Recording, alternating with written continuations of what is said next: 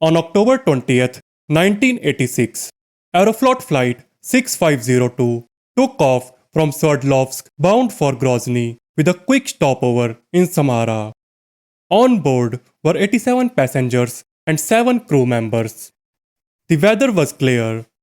The Soviet-built Tupolev jet was running flawlessly, and for the first couple of hours, it was as routine as domestic flights get.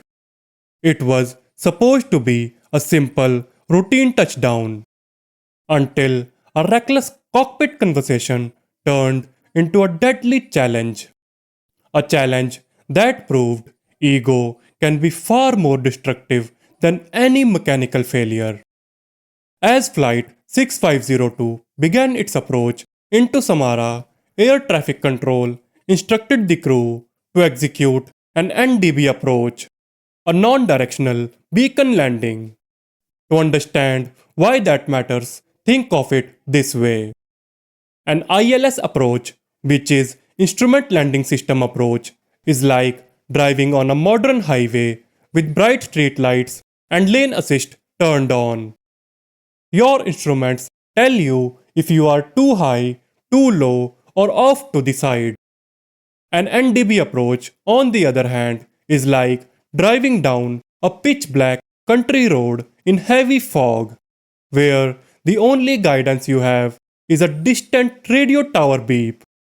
You get directional pointers but zero vertical guidance.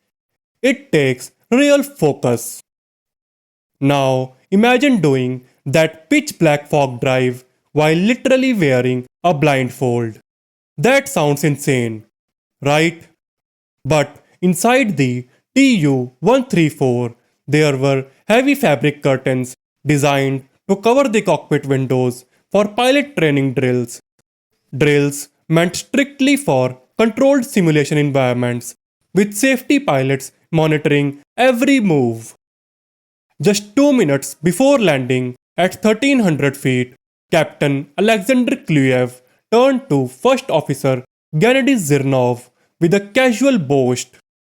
I bet I can land this plane using instruments alone, zero visual contact.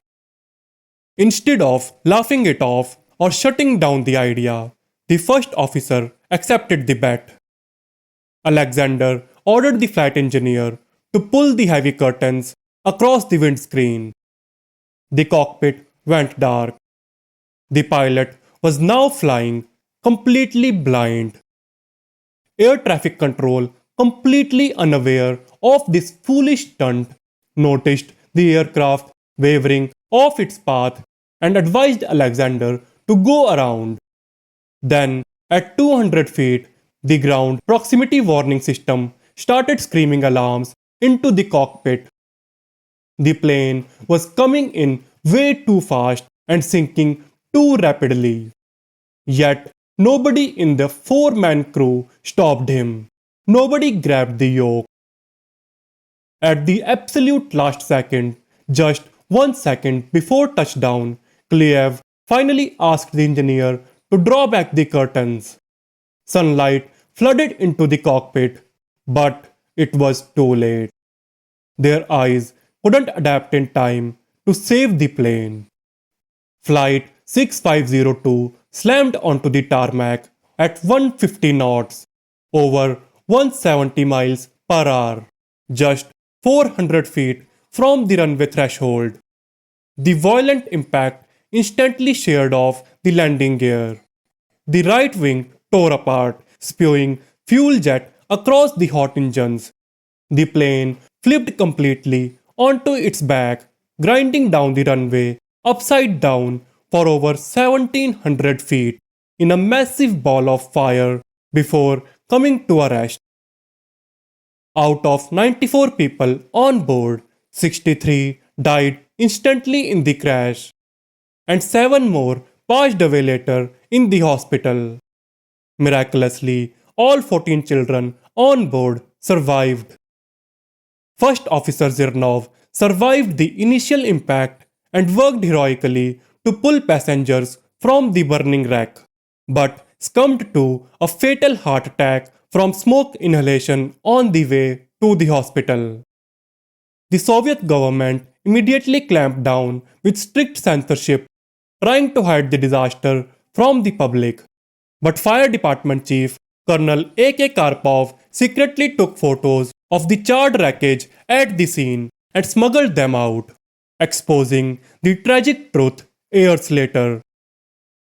So, how does an experienced airline captain decide to gamble 94 lives on a casual bet? It comes down to two dangerous psychological traps: normalcy bias and overconfidence bias. When you have completed hundreds of landings without incident, your brain builds a false sense of security. You assume that because things have always worked out, nothing catastrophic could happen. This feeds directly into overconfidence bias. Alexander believed that his skills were so superior that standard safety boundaries simply didn't apply to him. He never stopped to ask the single most important question in aviation: what is the absolute worst that can happen? But the problem ran deeper than just one reckless pilot. It pointed to a broken safety culture at Soviet era Aeroflot. Between 1950s and 1990s, over 8,000 people lost their lives in Aeroflot accidents, a rate nearly 5 times higher than any other major international airline at that time. In fact, there were so many incidents during this era that Wikipedia literally had to create separate pages for each decade just to document them all.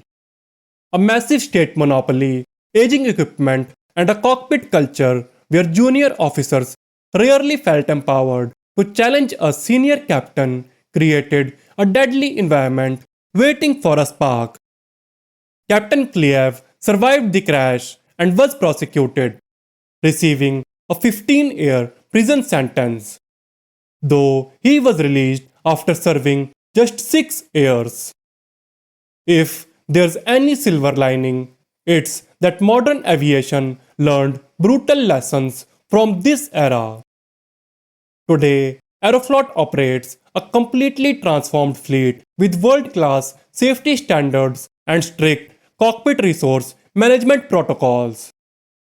I want to hear from you. Why do you think no one else in that cockpit grabbed the controls to stop him? Drop your thoughts in the comments below. We will meet in our next video. Until then, stay analytical and stay curious.